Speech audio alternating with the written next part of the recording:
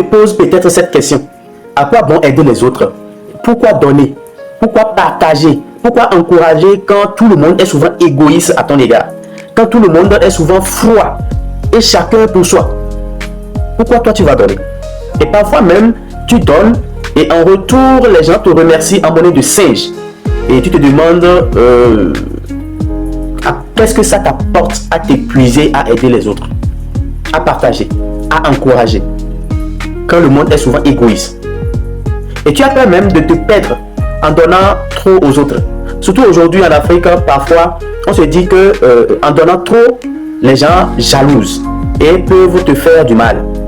Laisse-moi te raconter une histoire. Imagine, dans une salle sombre, tu tiens une bougie et tu l'allumes. Tu es d'accord que la lueur de la bougie ne va pas éclairer assez. La bougie éclairera juste les alentours. Alors, imagine que tu disposes plusieurs autres bougies dans la salle, mais tu n'allumes qu'une seule bougie. Et tu utilises cette bougie, la flamme de cette bougie, pour allumer une deuxième bougie, une troisième, une quatrième, une cinquième, juste peut-être une dizaine d'autres bougies. Imagine la clarté qu'il aura dans la salle. Et pourtant, la première bougie que tu as allumée n'a rien perdu de sa flamme. Sa flamme est toujours là. Elle n'est ni plus petite que les autres, d'accord, ni moins éclairante que les autres. Qu'est-ce qu'il faut retenir de cette histoire? Quand tu encourages quelqu'un, quand tu transmets ton savoir, quand tu offres ton soutien ou ton amour, tu ne perds rien. Au contraire, tu crées de la lumière autour de toi. Tu permets à plusieurs autres personnes de s'allumer pour allumer d'autres personnes à leur tour.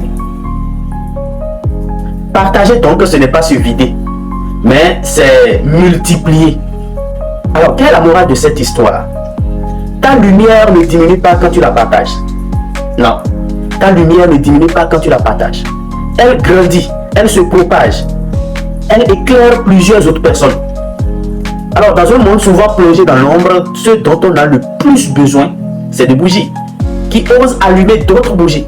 C'est-à-dire des gens comme toi qui ont assez de connaissances, qui ont assez de savoir et qui le partagent avec d'autres personnes, qui offrent ce partage-là à d'autres personnes, qui permet à d'autres personnes d'acquérir le savoir et de s'illuminer à leur tour.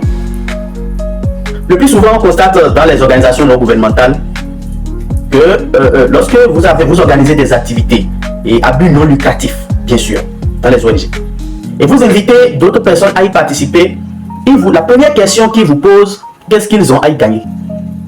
Qu'est-ce qu'ils ont à gagner à aller travailler pour la communauté, à réaliser des activités pour la communauté? Alors pourquoi briller seul?